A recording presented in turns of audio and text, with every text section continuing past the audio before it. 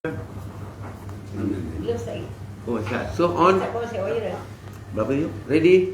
Ya. So dah ada tujuh Sana. Okay. Okay.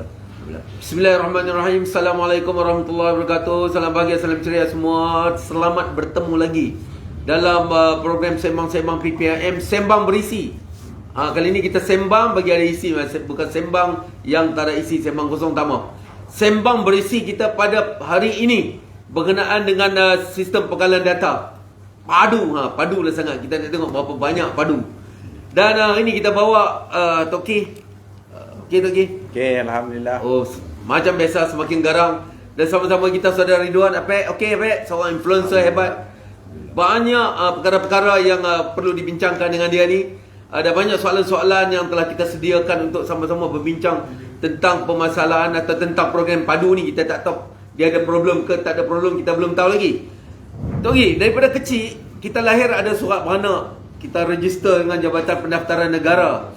Kemudian kita masuk sekolah, ada pula dengan Kementerian Pendidikan. Kemudian kita pergi hospital, ada vaksinasi dan sebagainya, kita KKM. Kemudian kita kerja, ada pula dengan kita punya sokso lah, pekeso. Kemudian ada macam-macam. Kalau kita bayar cukai dengan LHDN, macam-macam informasi seorang warga negara itu telah pun diambil dan dimiliki oleh sistem kerajaan yang sedia ada. Tiba-tiba mai pula padu. Mai kok mana ni Tok K padu ni? Apa pandangan Tok K? Sebenarnya kita menerima banyak rumutan. Pasal kebelakangan ni nampaknya rakyat macam sakit jiwa sikit. Setelah ada apa tu, sejahtera tu, yang tak sejahtera, yang kurang sejahtera tu, timbul pula padu.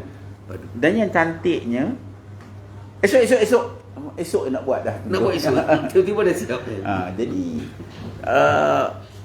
masalah sekarang ni adalah orang ramai, para pengguna macam dilanda pertanyaan. Kenapa huru-hara sangat? Kenapa sistem yang MySejahtera yang tak patut berapa ringgit dah berapa puluh juta pula jadinya. Jadi ini merupakan soalan-soalan yang cukup mencabar kepada, saya tengok, pada pengguna dan juga kalau ikutkan betul-betul pada kerajaan pun. Jadi pasal kita tak dapat seolah-olahnya menjawab. Pasal sesuatu benda yang tak jawab, dia jadi macam satu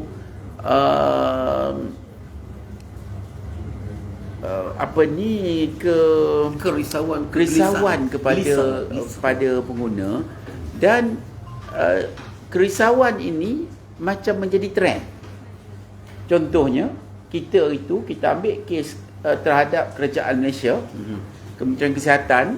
Kita ambil kes terhadap KJ. Kita ambil kes terhadap, tak tahulah siapa dia menganggap, tak kisahlah tu. Tapi yang geramnya, itu juga dilaku kerana tidak dijawab. Pasal kerajaan sekarang ni seolah-olah daripada dulu sebelum ini pun, masa PKP, dia macam bisu. Dia bisu kerana, cuba bayangkan kita minta dijawab, dia tak nak jawab. Lepas tu KKM, dia dah cucuk kita. Bila kita nak tanya soalan, dia buat diam. Bawa ke mahkamah pun dia tolak, tak nak jawab. Elak. Dia bagi reason tak payah jawab. Jadi ini merupakan satu benda yang amat menghantar signal yang cukup negatif. Pasal kalau anak kita tanya, kita tak jawab, jadi macam mana? Cikgu, tambah-tambah kalau girlfriend tanya, tak jawab, tanya lah. Kalau bini tanya tak jawab pun masalah juga. Jadi kita ni menghadapi satu senario yang pada saya cukup menjelitkan. Ya, sesuatu yang tidak dijawab, dia akan mengundang perkara yang negatif. Patutnya kita ni menjawab segala jenis soalan. Kalau kat PPIM, tanyalah, nak tanya apa? Tanya je. Lebih-lebih tak boleh jawab. Ini bukan tak boleh jawab, tak mau jawab. Jadi ini merupakan satu perkara yang kita rasa perlu diatasi. Banyak soalan ya. Itu antara. I like to hear Saya suka dengar lah soalan ni. Jadi kita nak pindah nak bertanya Ya, saya tanya dia. pada saudara Ridwan. Saudara Ridwan ni atau Apek, dia banyak buat research, terutama tentang perihal-perihal tentang digital, tentang pemodenan, jabatan kerajaan dan juga situasi dunia hari ini dengan penuh dengan moden belaka. So berkenaan dengan padu ni, saudara Apek, apa pandangan saudara Apek terutama berkenaan dengan data kita tu, safe ke tak safe ke? Okey, baik. Terima kasih Cik Izam dan Datuk Toki. Okey. Saya tengok ramai yang kat Sokmek saya bertanya dua jenis soalan lah. Yang sama tu lah. Soalan pertama ialah apakah sistem seperti padu ini selamat? Okey, satu, whether is safe or secure or not. Itu satulah. Tapi jawapan dia safe. Tak, mereka tanya saya lah. Kalau tanya Rafizi, safe lah. Safe tapi tak safe. Cuba jawab. Soalan kedua, kita tak tahu. Dia cakap safe. Soalan kedua yang mereka selalu tanya ialah padu tu perlu ke tidak? Whether it's safe or not is one question. Soalan kedua ialah perlu ke tidak? Is it necessary? Okay. Saya dah jawab berapa siri video, klip, TikTok saya. 6-7 dah kena ban, haram. Dan MC bagi alasan melanggar undang-undang. So saya dah tanya balik, saya buat lagi video. Undang-undang apa yang saya langgar? Saya bagi pendapat sebagai pengamal IT. Saya dah mengamal IT sejak komputer bimbit tak ada, iPhone tak ada, internet tak ada, warna skrin hijau, tertikus pun tak ada, merah program. Bukan merah dia tu. Hijau. Lepas tu amber tu kalau you mata sakit lah. Amber. Lepas tu hitam putih tu advance lah. Lepas tu 4 warna, 16 warna, 30 warna, 60 warna, sekarang berjuta warna lah. Sekarang wayang 3D lah kita sampai tu. Tapi teknologi itu asas sama seperti mana Cikgu Izam kata, data is data. And data is everything. Kita ada satu hukum GIGO, garbage in, garbage out. Tetapi data duduk di mana? Ini yang saya cuba nak explain kat orang yang diharamkan oleh MC lah. Saya cuba explain ialah data duduk di belakang. Okay? Back end. Data sit in the back end. Okay? So back end itu duduk bersama dengan LHDN, JPN, Perkeso, KWSP, kalau orang tak kerja, Jabatan Buruh. Macam tadi Cikgu Izam kata dia kecil lagi, you ada rekod kelahiran sebenarnya. Semua ada duduk sana dan memang didigitalkan. Kalau tidak, pasport anda tak boleh keluar dalam masa setengah jam. Yang kita sekarang pergi setengah jam dah siap. Yang auto tu setengah jam lah. Bermakna semua data you dah didigitalkan. Dulu setahun, kerana dia pergi cari rekod. Kalau orang nak palsukan rekod, dia kena pergi cari mana file dia, memang lama lah. Tapi sekarang boleh capai dengan hujung jari. Jadi ini nama dah sebenarnya dah digital. Government kita dah digital. Menurut statistik bangsa-bangsa bersatu, hanya 1 bilion daripada 8 bilion penduduk dunia yang tak digital. Bermakna corok-corok dalam Afrika, di mana di Balkan States ke, atau di India ke pedalaman ke, atau Indonesia mungkin sekian-sekian ke, kita di Malaysia ini consider digitized, very digital. Semua orang ada identity, tak timbul data. So you nak kata data, back end sudah ada semua data. It's a matter of back to back lookup dalam bahasa IT lah. Boleh faham ni? Back to back you lookup data. Jadi mula bila ID digital keluar ni,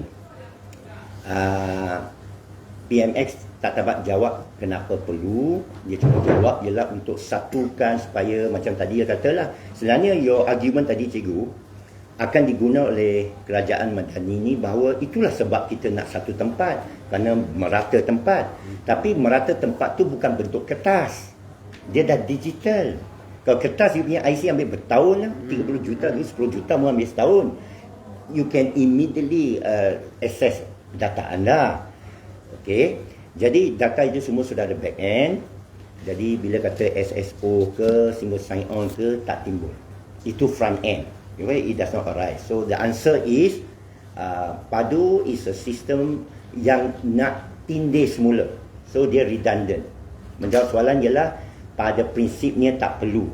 Kalau perlu, kenapa? Tak dijelaskan kenapa. Why? When you already have the data. Mereka deny bahawa data itu kemas kini. Itu pun satu yang kurang logik. Apa yang tak boleh kemas kini? Every year you report to LHDN. You tak ada kerja, you report ke Jabatan Buruh. And then KWSP ada record you setiap setengah tahun. So apa yang nak dikemas kini kan? Dan dikatakan nak tanya 40 soalan. Nampak sangat data mining. Ini lagi satu istilah dalam orang IT. Data mining bermakna perlu untuk buat statistik. Saya perlu lagi data. Yang ada sebenarnya dah cukup untuk memenuhi kehendak kerajaan. Kerajaan nak buat apa? Kutip cukai dah boleh buat dah. Nak bagi subsidi, ini lagi satu. Saya dah ada semua rekod Dah ada status you. So apa lagi yang perlu? So bila banyak soalan, orang dah tertanya for what? Okay. So now balik pada soalan besar ni, selamat ke tidak? Okay. So siapa yang kata IT itu selamat melakukan dua perkara yang tak sepatut dalam alam IT lah. Bukan kata makro haram tau. Pertama, tak ada orang IT pun berani cakap sistem dia selamat. I'm an IT person, I will never say selamat. Itu sebab saya ada kelulusan CTFL, Certified Tester Foundation Level, yang disahkan oleh Bank Negara. Orang Bank Negara yang bayar. Saya punya khusus, saya punya sertifikat. Sama macam awak bawa kereta. Puspakom sahkan ke apa, tak cukup. Itu sebab you ada insurans. Rotek bergantung pada insurans. Berlaku kemalangan adalah kesalahan first, you tak ada insurans. Dia mesti ada akta JPJ. Kerana bawa kereta ni boleh kena akta yang awak boleh dikenakan hukuman sekecilnya daripada langgar lampu merah kepada membunuh orang tanpa niat. Very serious. That is governed by law. Credit card kita ada undang-undang, fraud, FBI akan kejar kamu. Maybank, orang kata bagaimana tentang Maybank, bagaimana tentang Facebook, you dah bagi semua data. Kenapa awak tak mau bagi data kepada? Padahal you main TikTok, you main Facebook, you already given all your data. That is governed by Act, PDPA, Private Data Protection Act. Kalau Facebook salah guna data saya boleh saman Facebook. Okay? Dan saya ada pilihan, saya boleh uninstall Facebook. Dan ketiga, saya boleh bagi apa data ikut pilihan saya. Saya nak bawa muka saya lain, nama samaran saya lain, boleh. Padu tidak. Dia suruh kita bagi maklumat yang sahih dan sah. Dan inilah yang ditunggu-tunggu oleh scammer, oleh hacker. Kerana hacker nak maklumat yang sah. Okey? Kerana bila dapat maklumat yang sah, maklumat yang sah, senang dia nak godam you. Kerana kalau dia godam email Facebook, masih banyak data you tak ada. Jadi MySejahtera lah Datuk. Tahun 2020 bila MySejahtera muncul, itulah yang ditunggu-tunggu oleh penggodam, scammer selama ini. Kerana apa? Kerana MySejahtera buat pertama kalinya mengesahkan nombor telefon anda. Facebook tak sahkan, TikTok tak sahkan, apa lagi? Telegram tak sahkan, you boleh bubuh apa. Tapi MySejahtera dia sahkan you punya phone number melalui JPN. Because you kaitkan dengan ICU. So that, dalam lagi satu istilah saya perkenalkan pada tuan-tuan, Datuk, info rich, kaya info, kaya maklumat. Info rich bermakna bila kita dapat data macam intelligence lah, bila kita dapat data, kita akan taklifkan dia kepada apakah maklumat ini kaya atau miskin. Maklumat miskin yang kita sebut tadi SOCMED. You punya maklumat SOCMED ni kira miskin, tak boleh sahkan. Ya, dia masih ada was-was. Maklumat MySejahtera is info rich. Kaya, because why?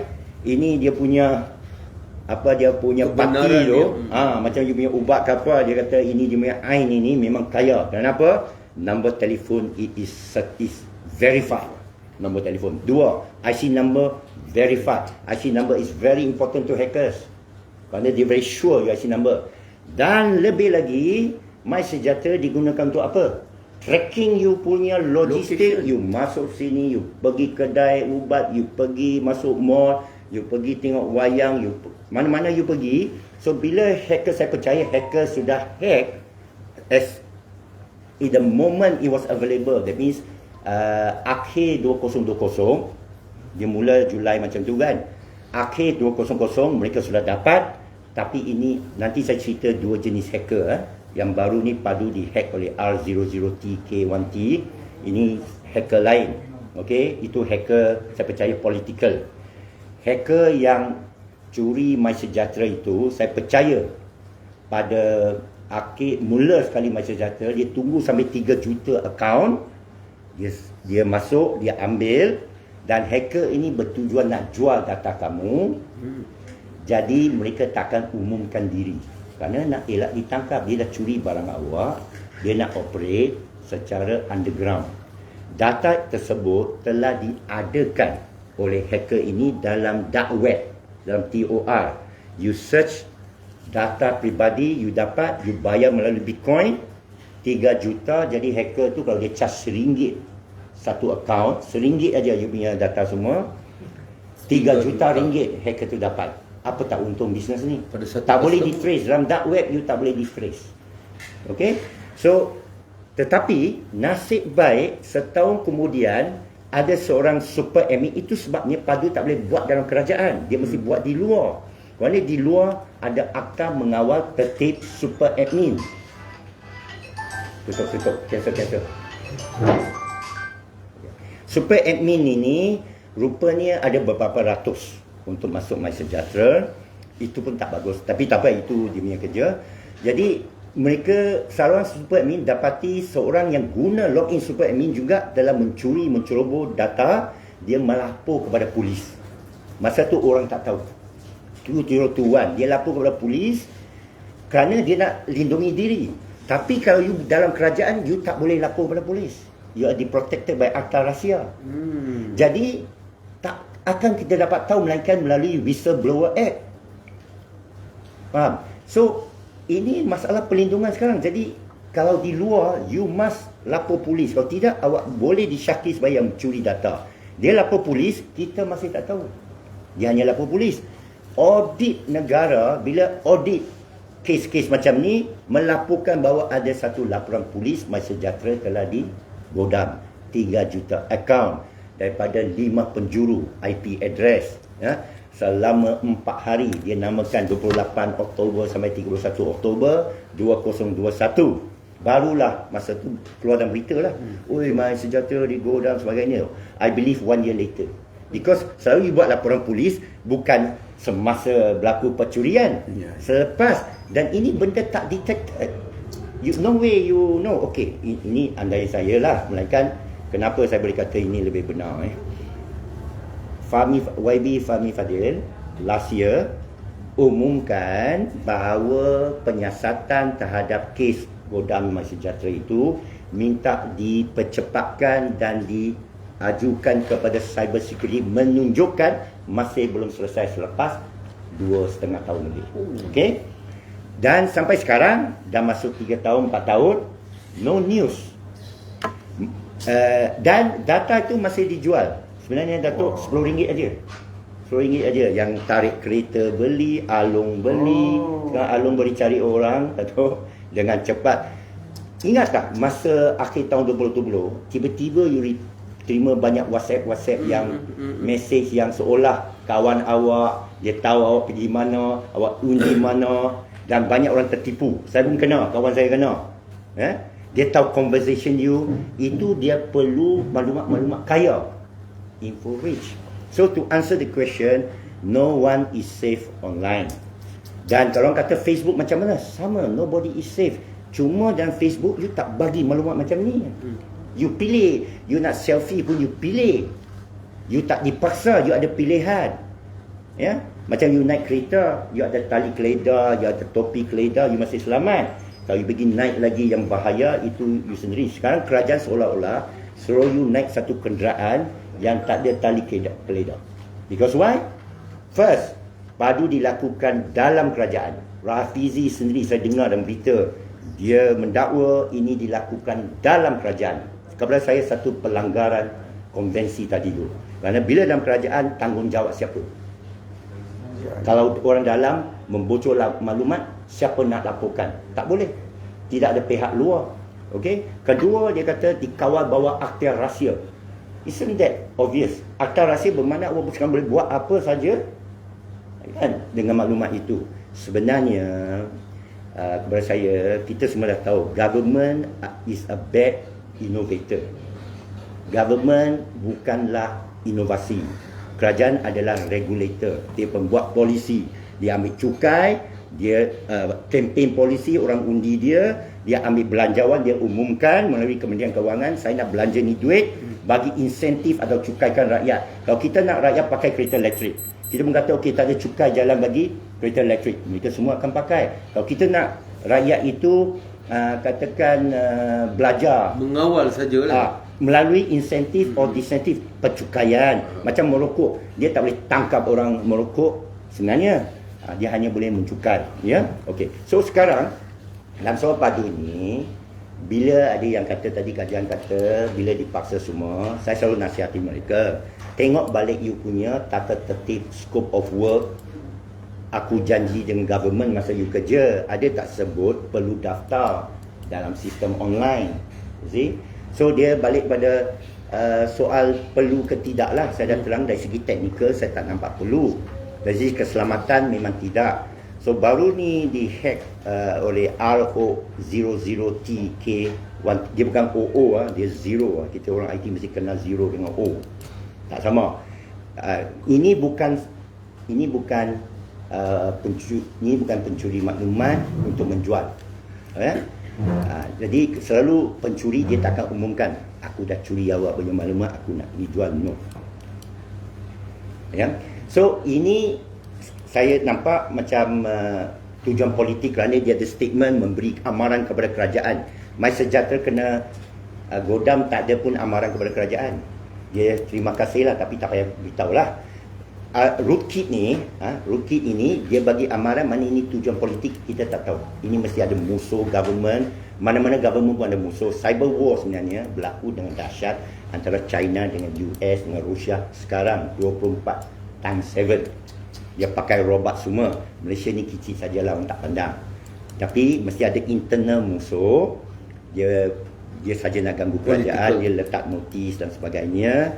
Tetapi apa yang menteri atau kerajaan Malaysia tak sepatut lakukan ialah untuk lagi provoke pencuri dan musuh-musuh ini. Kerana kalau you musuh tentera fizikal, you boleh hantar ATM pergi buru. Cikgu Izam boleh hantar pesilap pergi buru. Ini tak nampak. Dia masuk melalui port yang you tak kenal. Dia dark web, dia nombor aja siapa dia. Okay? So you lagi provoke dia, you kata mari. Seolah you ajak dia. You tak dapat ni aku punya maklumat. You are vulnerable. Seolah ada penembak curi dia. Dia tak dapat tembak awak. Awak kata, okey awak tembaklah. Aku selamat ni. You are asking for trouble. Because you tak tahu mana dia sembunyi. Dan dalam web, dia bukan macam pejabat kita tahun zaman P. Ramlee nak ambil file tu. Aku kena cari jalan macam mana nak pergi masuk you punya ni. Sekarang I to curi your maklumat. It's just a thumb drive out or email, or I hantar Trojan horse, aku take over phishing your phone, saya keluar satu muka surat, padu, ini Rafizi nak bagi hadiah RM100 lagi. You pun excited, you tekan, confirm, bam, they take over your phone. Banyak berlaku. Dan polis dah pening macam mana nak nasihat rakyat, jangan terlalu lompat bila nampak apa-apa message yang menarik. Tapi mana you nak control 30 million rakyat yang kebanyakannya jahil tentang IT. You see, what you should do is tutup seberapa banyak lubang-lubang ini sehingga sama ada you tangkap mereka ini. Up to today tak pernah tangkap seorang. Dengan kes Aman Shah itu yang dia buka mulut sendiri. Orang lain yang semua scammer ni up to today memang tak dapat tangkap. FBI ke mana ke, semua susah nak tangkap. Kalau nak tangkap spy, saya mesti tangkap you tengah ada file ke apa ke. Orang tu tak dikenali, you see. So nasihat saya ialah do not provoke these people. They are dangerous. Ya, saya mengaku mereka ni jahat semua. Okay? Tapi strategi kita jangan provoke. Kita tunggu cara. Okey, risau dengar ni. Maaf ini makin dalam keadaan data-data telah berada di pelbagai kementerian scattered around. Kita pun di bawah satu lagi kementerian baru, Toki. Dia pun kementerian ni kita tak tahu, tiba-tiba aja ada. Kemudian dia pun nak data kita. Kita pun tak kenal dia sangat. function dia pun kita tak kenal sangat, tiba-tiba nak data kita. Ini memang berlaku kecelaruan dalam pentadbiran atau ada tangan-tangan asing. Okey, apa pandangan Okey? Saya rasa apa yang kita hadapi hari ini adalah disebabkan attitude yang tak elok. Saya ingat 15 tahun dahulu sebenarnya perkara ini telah bermula. Tapi sebenarnya sebelum itu perkara ini mungkin dah bermula even 20 tahun lepas. Saya ingat ini Apik ya. Sebenarnya saya tengok yang pandai buat kerja-kerja scam ni adalah antaranya negara Afrika, Nigeria. Tak semestinya pasal Antara yang kita nampak lah. Okey. Memang saya pernah pergi. Bila sampai benda ini berlaku, saya ingat kawan-kawan saya di UK zaman 60-an 70-an dulu, dia orang dah beritahu ini kuat di Afrika. Pasal mungkin Eastern Europe. Dia Allah bagi dia kelebihan. Tak ada apa nak buat. Okey, jadi ada orang-orang di UK, kawan-kawan yang bekerja di kedutaan pun seolah-olah macam penduduk UK sama memberitahu jangan sewakan rumah pada The Black. Oh, bad seksi. Awal lagi jangan sewakan rumah pada The Black. Tapi saya rasa mungkin kedutaan Malaysia di luar negara tak bekerja. Dia diam je lah. Okey. Kalau nak ikutkan, berita inilah kerajaan akan buat polisi. Okey, kalau Black nak masuk, dia kena ada syarat-syarat yang jelas. Tapi tak ada siapa hirau pun. Okey.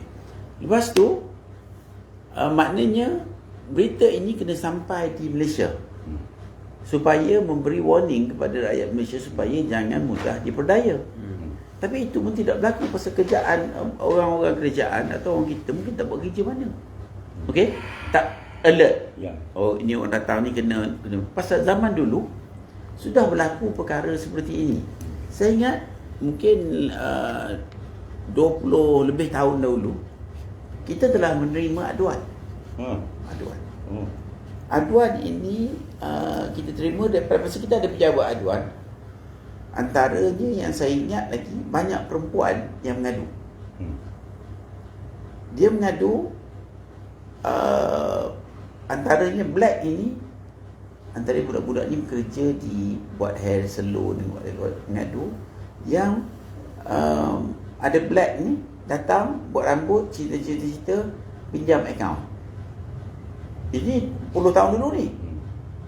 Pinjam akaun, lepas tu duit masuk, lama-lama yang kawan dia pun ditinggal dan mereka dicari oleh polis.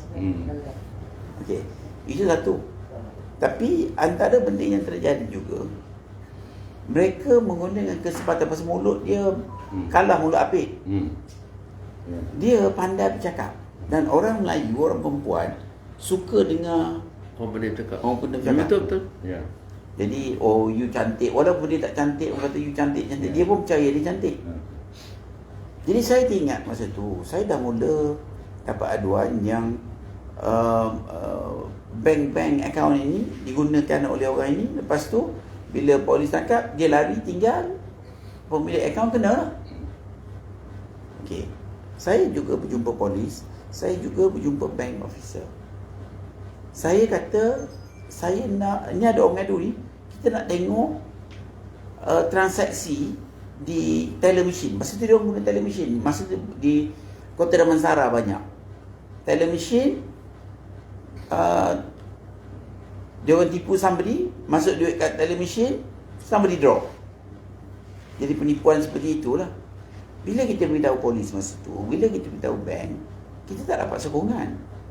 Yang kita nak tahu, kita nak tengok, ini owner sendiri akaun, tahu akaun ni dah kena curi. Kita nak tengok gambar. Pasal semua ada gambar.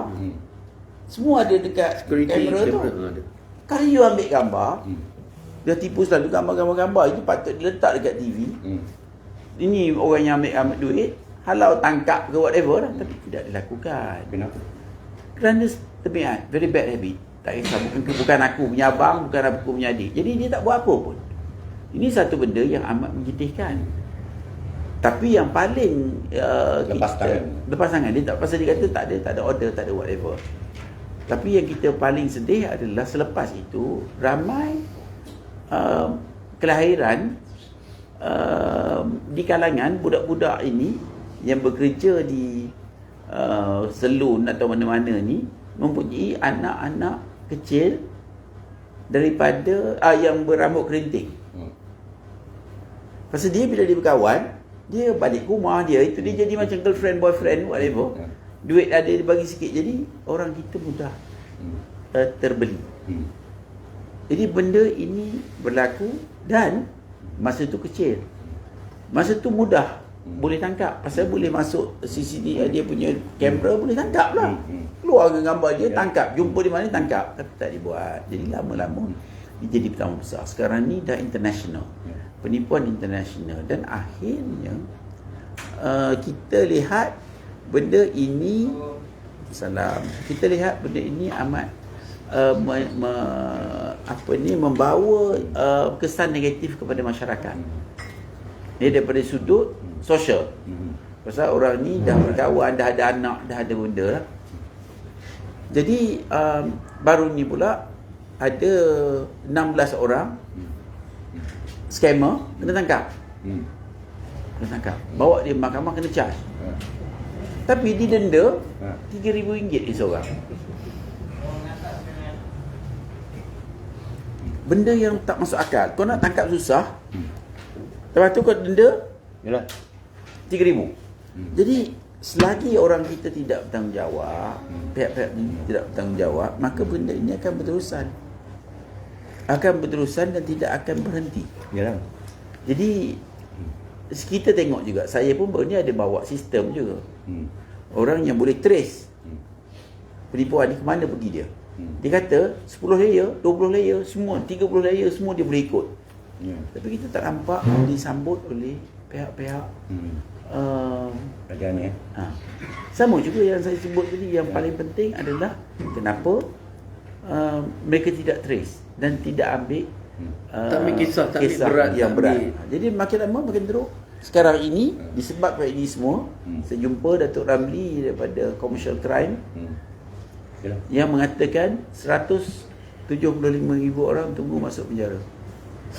170 Dia kata apa? tak cukup family, tak cukup penjara. penyalahgunaan Ni account. new account. Ni account. Kita ada soalan daripada audiens. Kita silakan kalau ada pandangan ataupun soalan, silakan Tok.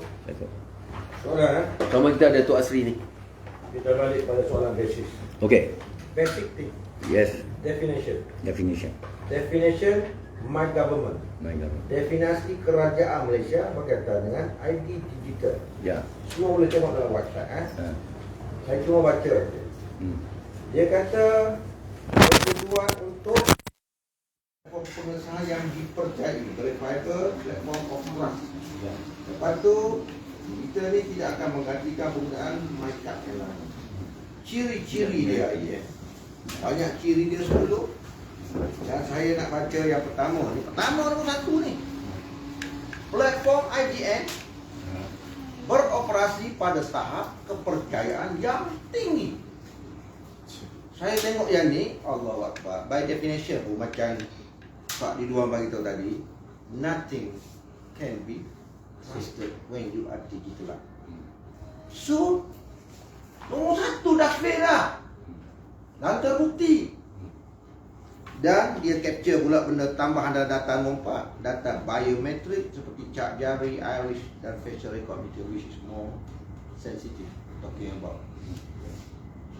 So by definition sudah fake. Okay, betul kan? And then yang kedua, saya nak cerita pasal KJ. Pada dalam dia punya apa nama Facebook dia, pada Mac 27 2022 kemuncaknya lockdown, pukul 5.25 PM, jam pun dia ada website dia, Facebook dia. Saya baca, Mas Sejahtera dimiliki sepenuhnya oleh kerajaan. dengan KKM sebagai pemilik utama termasuk semua data yang diterima masyarakat. Kerahsiaan adalah terjamin. Hari bulan berapa? Pukul 5.25 PM 27 bulan Mac tahun 2022. Dia kata Dah curi dah. Maksudnya curi 2 tahun. tahu dah menanti dia cakap apa saya pun tak tahu Tahun lah. setengah dah. Tapi belum diumumkan lagi. Dia berkata kerahsiaan data adalah terjamin dan KKM akan sentiasa memastikan aspek ini tidak dikompromi. Sampai sekarang dah kena hack, nanti sekarang pun tak dapat tangkap macam yang kau tahu tadi. Ya. Ya. So kita dia definasi Muzaffir. Macam mana kita nak percaya Ya. Yang lain-lain. kepercayaan. Kalau you tengok di Islam Malaysia, the whole world government, the trust kepada kerajaan sudah drop drastically Ya. since COVID lockdown. Ya. Ini KJM dekat, banyak lagi nak cerita ni. Yang satu lagi ni yang berhormat kita. Lepas berlaku apa ni? Lepas berlaku kena hack. Saya dah tahu ni. 2-3 hari memang kena hack. Padu. Jadi padah. Keluar dalam paper. Ini dia cerita masa dia ambil apa ni, jogging ke apa ni. Tak ada bulan tak ada dekat sini kan. Dia beritahu pembangunan kita ID ini di Malaysia berbeza dengan negara lain. True. Astagfirullahaladzim. Berbeza dengan negara lain. Tapi berbeza kata what is you punya Perbezaan. yardstick tu mana? Ya. Beza pada yardstick ni. Ya. Ini you tak bagi tahu. Ini pun you bagi tahu. You ingat kita ni Tengok. bodoh punya bebal. Ini sepatutnya kerajaan apa dia panggil ni reformasi talking about for the good of the greater good for the rakyat. You're talking now about arahan Ya. untuk memaksa rakyat untuk melaksanakan agenda. If you go deeper, which saya akan cerita lepas ni, you akan jadi lebih sedih. That is definitely undeniable lah. Kita sebenarnya Saya nak sentuh dari segi tadi claim by Menteri Padu oleh Fahmi ya. Dia kata bahawa sistem dia lain daripada lain di dunia. Betul ke? Apa yang lain ni? Ialah apa yang lain. So mestilah yang pentingnya security. Macam saya kata tadi, tidak ada seorang pengamal IT dalam dunia yang mengaku sistem IT dia foolproof. Nobody. Tunjuk saya satu quotation world IT scientist yang kata my data is guaranteed. Kenapa? CIA pun tak boleh garanti, NSA pun tak boleh garanti, pun boleh kena hack. Ya, FBI pun kena hack, Pentagon pun kena hack. Ya. So I believe it is just to orang kata apa, bagi satu unsubstantiated statement lah. Dia perlu substantiate. Macam cikgu tadi nak tanya kan, lain dari lain. Apa yang lain? Apa yang lain? Warnakah? Namakah? Saya rasa nama tu mungkin nama tu mungkin lain, nama dia lebih sama. So that's why same like kereta, same like kita keluar tak ada keselamatan, kita ada undang-undang. So that's why kita ada Private Data Protection Act, sebenarnya lahir daripada British. Kita follow British law. So kita pun ikut British punya convention bahawa government is exempted, immune. Tapi law itu ditulis, digubal semasa tidak ada digitalization. Sekarang digitalization, government dah masuk tangan dalam you punya private data. Yang orang khawatir, katakan PRU 16, kerajaan bertukar lagi. Sekarang trend selalu bertukar. What will happen to Padu dengan you punya info-rich punya information semua? 40 soalan semua you dah jawab. Kedua, apa yang akan berlaku kalau dia jatuh pada tangan parti politik lain yang dah memang tunggu, dah deliver kepada dia really rich information. Yang ini semua menyokong kerajaan dulu ni. Tentu mereka nak buat persepadanan semula lagi mudah lah. Contohlah. So data ni very important. Kita semua play with data, statistik. That's why Rafizi, I'm not surprised dia pakar statistik. Dia boleh meramalkan harga minyak ke apa. My assumption, Present. that minute, I can confidently tell you that siapa saja yang jadi pemegang pemerintah politik, dia nak lawan dengan opponent dia yang sekarang ni, dia boleh telanjangkan bulat-bulat you punya lawan. Betul tak? I can tell you orang politik ni dengar elok-elok.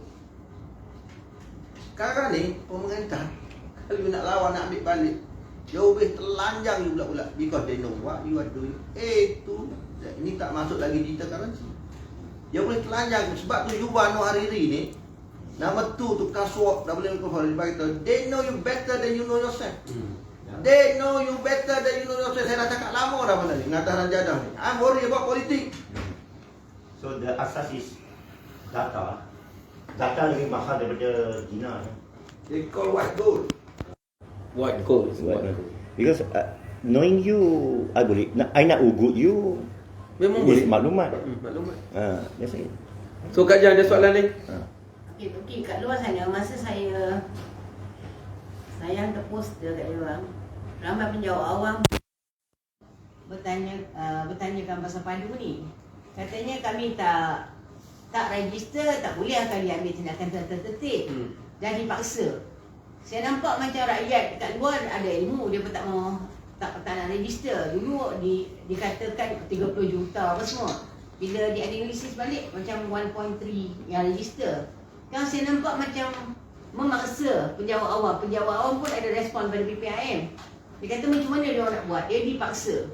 Jadi mereka pun tak nak register. Apa nasihat Turki? Okey. Sebab mereka akan paksaan ni apa? mereka akan Dulu kita dah ambil kena paksa dah. Paksa lagi. tindakan tertib kena Turki. Macam guru tak ambil vaksin Ya, dia kena buang. Macam tu. Undang-undang alam, undang-undang dunia, bila kita lemah, kita akan ditekan. DAP, dia kuat, dia menekan orang, dia boleh tekan. Yang maknanya dia boleh lawan balik sampai kerajaan tak berani lah. PH ke, masa dulu ingat tak? Masa bersih ke, pasal dia ada kekuatan. Jadi hari ini kita tak boleh nak cakap apa. Kita marah pada Apik, pasal Apik ni Cina. Pasal mungkin dia discriminate orang. Pasal Cina kadang-kadang dia orang kata discriminate Melayu. Kat kerja ke, kat sekolah ke, dia orang kata. Tapi saya cakap tak betul. Saya cakap bukan saja Cina, Melayu sama Melayu, Islam sama Islam berdiskriminate. Adik-beradik berdiskriminate if we are weak. So the message is simple. Kalau kita tengok Quran, kita kena gerunkan musuh-musuh kita. Apa yang boleh menggerunkan musuh-musuh kita? Kalau kita gigi pun tak ada gigi pun tumpul, tak payah tipu lah. Jadi pengguna tidak boleh duduk dalam kejahilan yang tak habis-habis. Kita ni terlalu jahil. Jadi apa yang dibuat, contohnya apa yang dibuat di sini, dikaji, apa benda, supaya kita faham, supaya kita boleh argue dengan kerajaan. Barulah kerajaan pun akan takut sikit pada kita.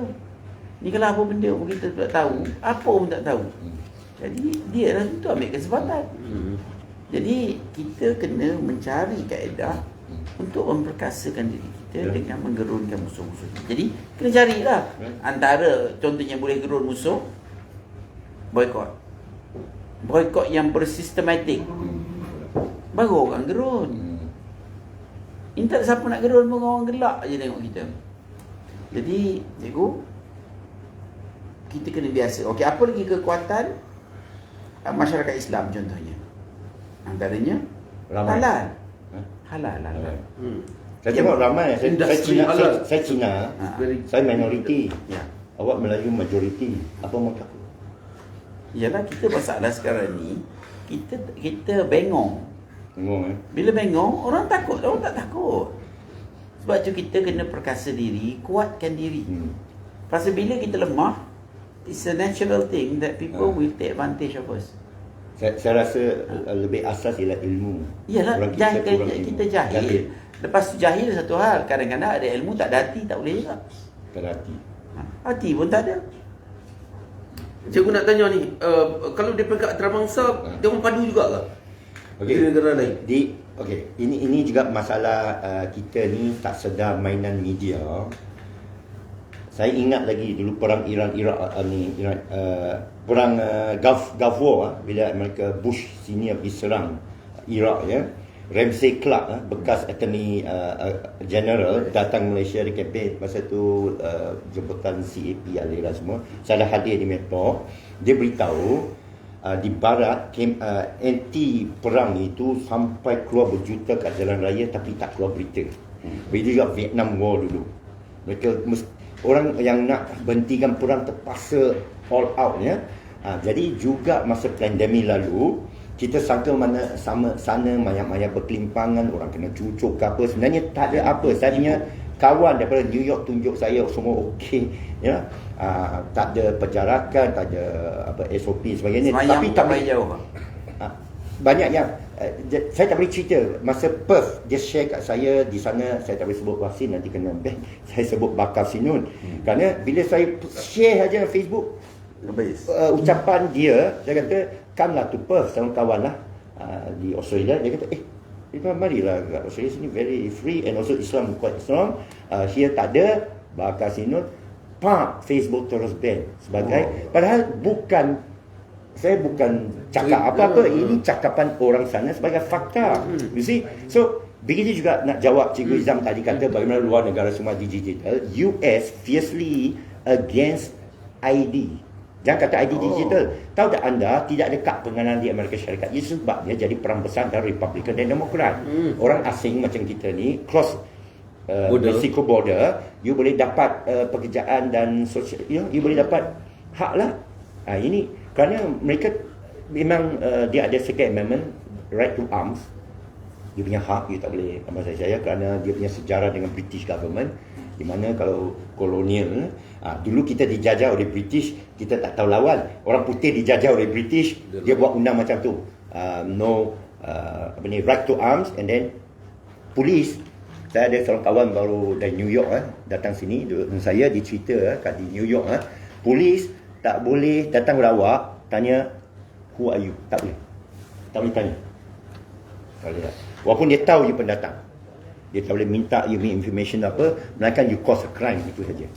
Dan sekarang polis dah tak respon kepada mana-mana pencurian yang bawah $500. New York, California, dia safe city dan banyak orang sudah tinggalkan Migran masuk free, bagi kat kredit kan. Di mana dia tahu kalau tak bagi dia duduk rumah you jadi satu kesalahan. Itulah kat Canada.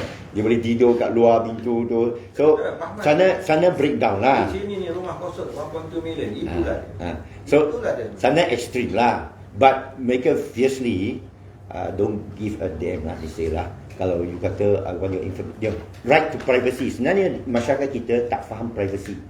Orang nak nombor telefon kita bagi, orang nak maklumat, yalah kita baik peramah semualah. Tapi di barat mereka memang do not want their data. When you ask for your information, they say why should I give? Even polis kita tengok banyak klip polis tanya dia tak mau jawab. Dia tak mau jawab, dia diam aja. Can I know where you going? Say, none of your business. Can I know your name? No, I don't answer. Macam tu dia viralkan semua. Bermakna dia tahu hak dia. Privacy itu yang ramai itu sebenarnya tidak bakal sinun. Tak sama sini. Kita sini turut kerana kita sangka barat mayat-mayat berkelimpangan, mereka dipaksa. Tak ada pun. Ingat tak vaksin pasport dulu? Biden nak buat kan? Tak dapat buat. Kalau dia dah buat sana, sini dah buat. Dia gagal di sana. Australia gagal. England nak lockdown, semua gagal. Mereka, China dah buka lama. Kita masih media yang betapa kerana orang kita tak keluar negara. Siapa yang ada kawan luar negara senang dapat. Kalau you ada friend luar negara, you beritahu you, saya punya China kawan saya cakap sekarang macam mana lockdown. Dia tunjuk semua jalan makan. Cepatnya. Yang kata Shanghai lockdown semua kan, mereka ambil satu isolated punya, dia mainkan Shanghai kena lockdown. Wah, itu macam cerita. Kak Jah, ada soalan lain sebelum kita? Kami ada terima soalan. Ya. Beberapa soalan lah kami terima. Satu dia tanya Cepat sikit. kebutuhan padu. Satu lagi, kami kena paksa isi. Tak berapa nak setuju, tapi kalau tak buat kena tata tertib. Kena tata tertib. Itulah tak tahu nak kata apa. KSM, Kementerian Semua Manusia, dia keluar surat. Bagi arahan pada kementerian mereka, semua kaki tangan dipaksa isi. Apa nasihat? Apa kata Paksa jawab awal ni kita habis ni paksa. menggunakan Paksa je. dia vaksin tu pun dia paksa juga. Yang consent form tu pun dia tipu je. Pada saya satu penipuan. Yang dipaksa, okey you kena apa ni, you dah faham, you baca, you tanggungjawab. Orang lain tak disalahkan, kalau kau mati nasib kau. Jadi benda ni satu penipuan yang jelas. Penipuan yang jelas yang berlaku seperti paksaan. Ya. Orang nak pergi semayang pun kena berjarak. Cuba bayangkan, itu Fauci yang buat. Dia kata dia orang pun saja je buat. Tapi saya ada nasihat saya lah. Okey. Nasihat saya ialah minta satu surat jaminan dari pihak majikan, kerana ini data peribadi saya, kerana dah pakai masa sejahtera dah digodam. Saya dapat pula scam, ini semua proof. Dia boleh buat aduan polis bahawa dia ada bukti. Yalah, WhatsApp semua orang, hampir semua kena. Mereka katalah saya telah di scam before. Jadi sebelum saya nak daftar diri, saya cuma nak satu jaminan. Jadi minta mereka bagi jaminan. Tentu sekali mereka tak boleh bagi jaminan. Sekurang-kurang you play for time. Macam dululah kita main for time sehingga dah buka pintu semua. Minta jaminan atau minta syarikat insurans. Itu saya nasihat, kalau you dipaksa bakar sini ke apa, minta syarikat insurans boleh tak keluarkan surat. Sebenarnya tak boleh, tapi you main surat menyurat punya, kata saya tunggu surat. Play for time lah. You boleh play for time kerana katakan subsidi. Nasihat saya sebagai Cina, maaf ya. Kita, saya tak tahu Cina lain lah. Ini Cina Islam bukan Cina komunis. Cina Islam lagi berani tau Cina Islam. Lu tak ada kasih subsidi, lu saka saya mati. Kamu cakap saya konsultan, saya dibayar US dollar. Bukan saya nak cakap besar, tapi saya nak sikap ini sebagai orang Islam. Kita mesti pertama persaudaraan. Okay? Kita saudara, kita kuat. Kedua, izzah tu mesti ada. You mesti rasa, bukan kebal, you mesti rasa proud. Kalau you ugut saya tak dapat rezeki Allah, kalau you tak tunduk pada saya, awak akan lapar, awak akan mati ke apa. Kalau saya masuk Islam, ini kata-kata yang dusta. Tahu tak? Saya masuk Islam untuk bertahan daripada kata-kata syirik macam tu. Tiba-tiba you nak ugut saya, kata kalau you tak ikut saya akan susahkan tak bagi gaji, potong gaji, buang kerja. Saya daripada pandemik lalu, saya dah survive. Yakin. Kerana saya, bila KJ cakap I akan menyusahkan you, I will see, saya kata tak apa. Mati pun Alhamdulillah. I'm surviving here. Alhamdulillah. Saya dah pergi 5 negara. Alhamdulillah. Mungkin kau tak nak doa. Doakan. Apa ni, KJ dapat bala yang Tak boleh. Dari Islam kita doa dia dapat hidayah. Kalau dia macam sial aja. Tak, ini ujian. Ujian Allah. Okey, ada lagi? Apa semua penjawab awam menunggu apa yang Dr. Kim cakap. Sebab kemudian semua manusia dia tak mau dengar fikir dengar tu semua. Nasihat saya, main masa. You boleh main masa. Dia belum deadline lagi. Minta boleh. Saya pun tak faham. Saya tak pernah jadi penjawab awal. Tak ada hak untuk tulis surat. Tak jawab. Tak ada hak ke? Tak jawab tak apa. Susuli. Macam lawyer. Tapi sebenarnya bukan dia saja. Dia bawa arahan apa, akta mana. Nak tengok. Black and white tu dia orang tak berani komit. Yalah, so you play for time lah. You say I'm waiting lah. Play for time lah. Saya bukan suruh you keras macam saya. Saya bukan suruh you keras Tak, macam. mungkin kena ambil tindakan mahkamah. Rakyat kena duduk. Mungkin PPIM boleh file satu request. We call that request for information RFI. On behalf of penduduk pengguna Islam dan sebagai interest public. Dia bawa mahkamah pun dia tak nak layan. Mahkamah just hantar surat. Okay, kita akan. Okey, setuju. Boleh saya cakap sikit lagi? Okey. Ada Tutup. Dah ada. So apa beza digital ID dengan padu? Okey. Ramai orang Okey. Tadi Dato' Asri sudah jawab. Ini harakan. Kawan ni harakan. Follow saya. Okey. Tadi Dato' Asri dah jawab. Statement daripada menteri-menteri sebenarnya mereka banyak cakap silap.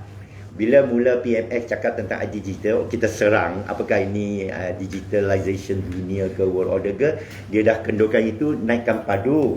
And then bila ditanya, dia kata tak ada kena mengena. Dia kata ada tak transaksi? Tak ada transaksi. Dia semua deny, tapi hari ini nampak macam bersama ada transaksi, subsidi. So everything they say, denial itu telah bongkarkan, mereka kata. So jawapannya ialah kita sendiri pun daripada kata mereka sebenarnya Madani, IDG dan Padu tu satu. Berapa ni you nak deny semua statement you ada. Dah kumpul statement kan. So Padu macam mana masuk? ID Digital. Lepas masuk Padu macam mana bagi subsidi? Madani. So Artinya dia follow New World Order punya arahan lah. tapi Itu saja. saya kata ini Allah will order lah lebih besar ya. Ya Allah Saya World bagi Order tahu. lebih besar. Ikut deeper sikit kan. Ini berkaitan dengan tajuk kita bincang juga berkaitan dengan World Government Summit tahun 2022. Kan? Jadi kita tajuk dia Shaping the Government. Shaping the Future Government. Dalam ni dia bagi tahu statement dia bagi tahu dia akan shape future government. And then Everything from education, jobs and social interaction was transferred onto the digital sphere. 2022.